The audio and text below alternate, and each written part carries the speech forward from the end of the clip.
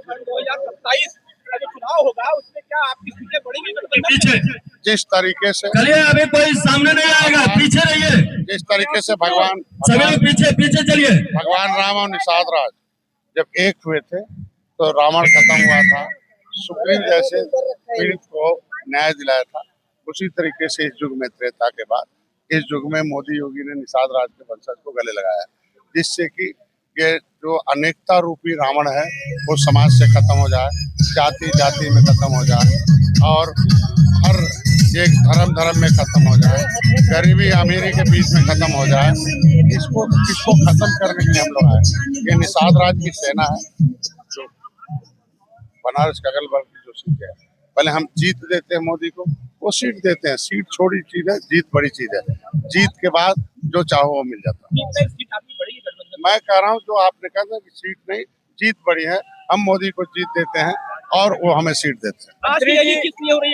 ये एक करने के लिए जो केवट मल्ला बिंद अलग अलग है, 578 जातियां एक हुई थी तो अंग्रेजों को मौत के घाट उतारा था।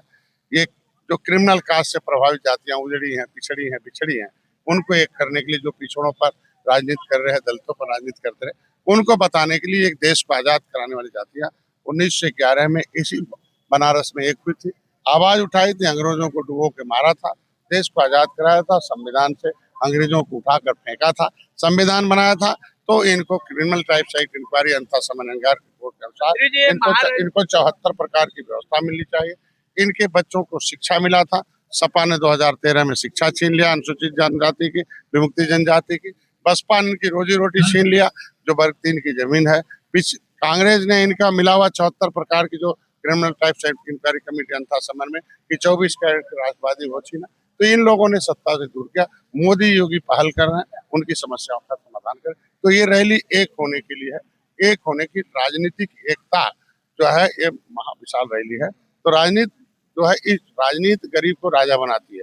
ये निषाद राजा थे, मुगलों अंग्रेजों से लड़े, उजड़ गए, फिर राजा बनेंगे राजनीति से। जिस तरीके से लेदरमैन ने अपना टोपी झंडा उठाया, अपनी समस्या का समाधान किया, मिल्कमैन ने भी टोपी झंडा लगाया, उठाया, तो ये अदर मैन भी अपना जो निर्बल है वो उठाए हैं। और आज के दिन में तो नहीं है, संविधान समस्याओं का समाधान है।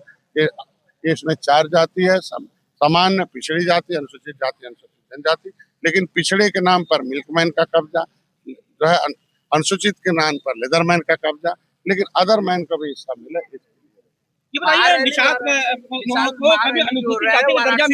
आज की संविधान में लिखा हुआ, तो जो संविधान में दलित लायक हुए तो लागू हो गया। मेरा समाज में धीरे धीरे लायक हो रहा और लागू हो जाएगा।